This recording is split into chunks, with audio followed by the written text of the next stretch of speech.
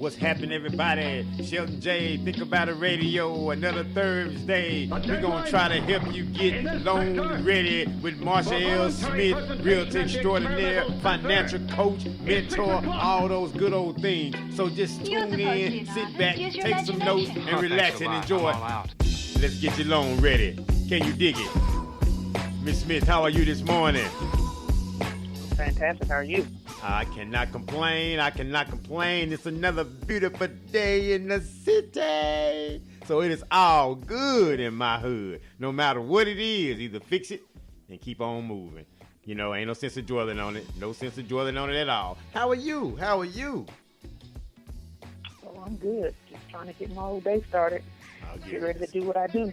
Right. And that's why we got this show. Because you like doing what you like to do. I like doing what I like to do. And might as well collaborate for a few minutes on what we love to do, which is educate the consumer when it comes to getting home loan ready, financial aspects of home, not just getting into the house, keeping the house, and then creating a bigger financial picture for yourself even after the fact. So you and I, what we would call forward thinkers. So I'm so glad that you spend a little time on Think About It Radio, giving your expertise. I really appreciate it.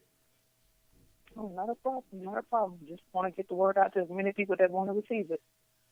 That's good, though. I mean, like I think we were talking about that earlier, is that you have a desire to want to get the word out because you have a personal experience about how that goes. But then sometime we were just talking about how does balancing that go? You know, balancing the fact that I want to help, I want to give, I want to educate, but then also I want to take care of myself. I want to take care of my family. You know, how does that work for you as far as balancing those things? Because I see you a lot out there with a lot of efforts that you're doing for the people. Well, trust and believe. It didn't happen overnight. It actually recently just happened because I wasn't balancing at all, and it was very stressful. And, you know, I just recently had a revelation, but I think also, you know, putting certain people in my life, you know, they also helped me to understand that, you know, you got to have balance. And one of the things that is so huge for me right now that I don't understand why I didn't do it a long time ago is having a calendar. Because people will inbox you, they will text you, they will call you, and they assume that, you know, you're just on standby waiting for them. And I've learned that with having a calendar, okay, you want to talk to me, go on my calendar and book you some time. And if my time is not available till next week, then guess what? You don't talk to me till next week because right now I have things I need to do. I need to stay focused. And if we don't do that, people will eat your time and not be concerned about what you have going on, especially us in the industry, because a lot of times we have to work after hours. And after hours, most of us have families. And people don't care. They'll call you 8, 9 o'clock at night, assuming that, you know, you just waiting around for them. You don't have anything else to do. But you got to learn how to be able to balance your time and put in parameters in place where people know, you know what, I cut off at this time. If you want to talk to me, go to my calendar, and we'll do it that way. Because if not, let me tell you something. It's crazy. It will affect you mentally and physically, and I am proof of that. You know, I'm now having to totally transform my body and my mind because it's just everything in my body just went out of whack. And I just said, you know what? I love me, and I love what I do. And I know I can't bring what I have to offer to the people if I'm not in the best me and I'm not in the best shape. Because people of color, okay, I don't know about everybody else, but people of color, they look at you. And if you look like you have issues going on, they're not going to listen to you. So if you're going to bring it to them, you got to make sure you're good. And that's what I'm making sure that I am good, because right now I cannot let people continue to control my life or my business. That's a very good way. I mean, that's a very good way to be. And as you say, though, that's learned behavior. And I'm learning more and more of that every day because, as you say, you go out there with this, I want to save the world one loan at a time. I want to do this, and I want to help, and I want to do this. But as you say, if there's no balance and those boundaries set to that time, then it's going to definitely be just like, hey, on the clock, waiting. Okay, but at the same time is that if I've given you the information, if I properly educated you, you shouldn't be calling me at 8, 9 o'clock. You know, with this last minute type stuff, if you following the plan and the strategy that's been laid, you know, out in front. And so there's no need to get upset or angry when I say, you know what, I can't do this right now. As you say, it is very important that you do, you know, really do set those boundaries. And those that don't really respect that, just don't really understand business or respect you as an individual, you know, as far as, you know, time is concerned. That is very true. So, you know, if they don't, no worries. Because I've come to the point where, you know, I used to get upset, I used to get offended, and by people not accepting what I have to offer. And that even stressed me out. because I know your situation, but you don't want to make the change necessary to get what you need to improve your life. And even that little piece, it's just so many moving parts in this industry, you know, in the business itself, that we have to just understand everybody don't want it. Okay? Say that again. Say that everybody one don't more want time. it, when you understand everybody don't want it, you are at peace when it's time for you to move on. Yeah. And guess what? I'm at peace right now. Excellent. Because I understand there's a million other people that do want it. So that one person don't want it, that's fine with me. I'm going to move on and help the ones that do. And I had to learn that. I had to learn. I love that. I love that. That's what I love about networking, right? You know, creating networks, creating groups. You know, I'm reading this book called, again, Your Network is Your Net Worth, right? It's all about creating, okay, you can have a Facebook 500 friends, right? Hey, Facebook friends, I need $1 from each one of you guys for this particular thing I'm doing for a great cause, right? You may get what, $30. Okay, so, and I'll set them all up. Okay, that's a lot, right? You did good. I'm shooting high. See, I'm trying to be positive about it, right? $30. Anyway, right? So you may get that, right? And they know what you stand for and know what you're trying to do. And that's why I said on one of my other shows, I really think they ought to change that word friends on Facebook to just associates or just people or just, associates or whatever, right? Because if they're truly friends, if they have your back, they'll have your back when you ask for it. If they're truly friends, you don't have to go beg them for business and all this old kind of thing. So I really think they really oversaturated that word and watered down friend and really what that means to people. I really do. When I tell you that is so true. And I'm going to give you a good example of what you just said. We just had that storm here in August. Yes, ma'am. Yeah. And a lot of people know that I am a giver. I do a lot of work with the homeless, feeding the homeless. And I put on my Facebook page during that time, when everybody was spread out for whatever, I put on my Facebook page that, I was taking donations to go out and help individuals, who needed the immediate assistance. Because, with the FEMAs and the Red Cross, the money wasn't flowing as fast. Mm-hmm. And I wanted to do that and take the money and not just give to people, but literally take them to the store and get you what you need. And out of the 5,000 friends I have on my page, like 5, you said, if everybody gave $1, I know all 5,000 probably not even active on my page. Let's just say half of them, $2,500.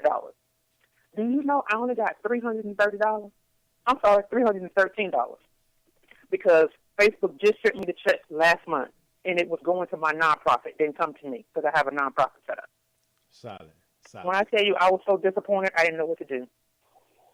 I said, we have got to do better. To do better. We do. We really do. You must have heard the show the other night. I was like, we steady asking, and the answer is no for the stuff that we've been asking for. We have to get up and do it ourselves because we're smart enough and we're brilliant enough to do it ourselves. But I think we've got comfortable with asking. We got comfortable with not having, and also so since we don't have it, there's our excuse. Right? There's our excuse for not doing because we ain't never had, we ain't never did this. Well, you know what? When do we start? So we got to stop being comfortably uncomfortable and then also making the people that's trying to make us comfortable uncomfortable for telling us information, the truth. We rather live in the lie. The pretty lie rather than hear the ugly truth. You know what? Some of these situations need to be fixed. And that's why I know for a fact sometimes the people that we want to give financial information to, even that's close to us, don't want us to come in because they don't want to face that situation. I know I got to make a change, but I don't want to make a change. I'm not willing to make a change. I'm willing to have the conversation about a change, but I'm not willing to actually put in the work that requires true change. And that becomes frustrating. And it does become very frustrating because at the end of the day, most people that I deal with, they have children. They have families. Yeah. And it's like, if you're struggling, why can't you do what you need to do, if not for you, but for that child that's looking up to you to make that change and provide them a better life? And a lot of times, that's not even big enough. We're so programmed that we want to put on a show for people that don't even care about us. And it's so depressing that we do that. And it's like you got to come to a point in your life and say, you know what? Enough is enough. Okay? I have struggled enough. I work every day. Okay? And I do what I'm supposed to do. there is no reason why I should be living less than an excellent life. And a lot of times we're not willing to do two things, either eat out and shopping. If we could just eliminate those two things from our daily activities, I'm telling you, our life would go to a whole nother level. Two simple things. Whole nother level. But we are not willing to do those two simple things. Now, people that are real close to me, they're starting to get it because now they're seeing the results. Because in my program, that's one of the things I teach them. We got to look at what's the problem. Because I can't come in and tell you, oh, I'm going to help you get this house, but you got all these other factors that are preventing you from getting the house. What is the problem? Because when you look at the problem, now we can create a solution to get you to where you need to be. And I can help you to stay accountable to what you said you wanted to do so that you can get there and get there quicker. Because a lot of times our attention span don't last longer than a week or two. After that, we back to where we want to be. And that's why I put together this Financial Freedom Quick Fast starting in January, because I know people don't have that long attention span. But if I can just throw some things at them on a daily basis, and they can start seeing those results coming at them real fast, oh, wow, this really does work. And that's what we've been programmed to do. We want that microwave type results. We don't want to sit there and do things over a period of time, because we have to realize the situation that we have or we're in, it didn't happen overnight. It happened over a period of time. But because that's how we are, okay, guess what? I got to bring it to you the way that you know how to receive it. Period, point blank. Yeah.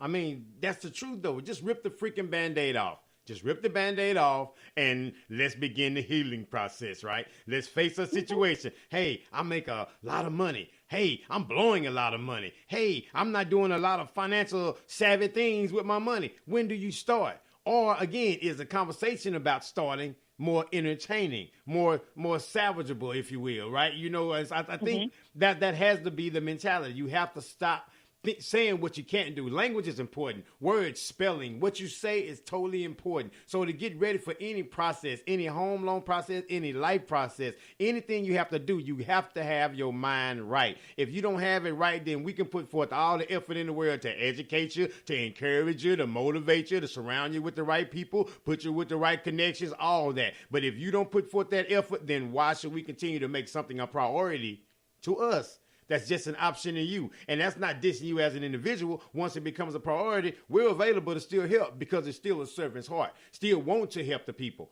And sometimes to our own detriment, health-wise, financially, or whatever. And we expect, I don't think there's absolutely nothing wrong with that. We expect that in return. I should get that in return. You should get that in return. I'm not of the mindset, well, that's just how it is. Nah, forget that. If I'm giving 100, I want 100 back. And anything less than 100 is bull crap because I can't get out here and bull crap. I don't have an excuse. I'm not making an excuse. So why should I allow anyone to make an excuse? If I'm trying to help you, how you going to make an excuse for me trying to help you? That's rude and that's very ungrateful. And anyone that is doing that to anyone that has service that is trying to get out here to help, you owe that person an apology. Because they don't have to do that. They can take that knowledge and information and put it in their pocket and help their circle of people and move forward with their circle of people, dang you and anything that you're about. But because they choose not to do that, because that's how they're built and that's how their spirit is made, you owe that person, thank you. I appreciate you investing this time and energy and talent into me for a few minutes. Yeah, that's very true. And a lot of times, we take people for granted and don't value the information and the knowledge that they're giving us. Because, so often, we're like to say, crabs in a bucket. What we have, we going to keep.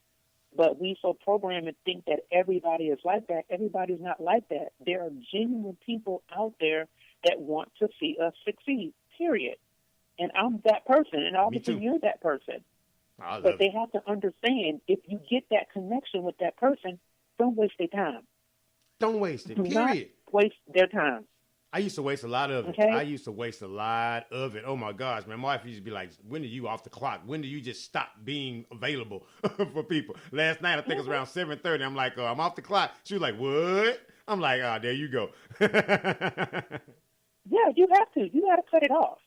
Yeah. So once you learn how to cut it off and people understand what your schedule is, what your time is, your calendar is, trust and believe. They'll respect that. Okay, well, I can talk to them tomorrow. If they send you a text, okay, don't respond. I'll respond to it tomorrow, because if you respond to it at night, they may even try to call you, or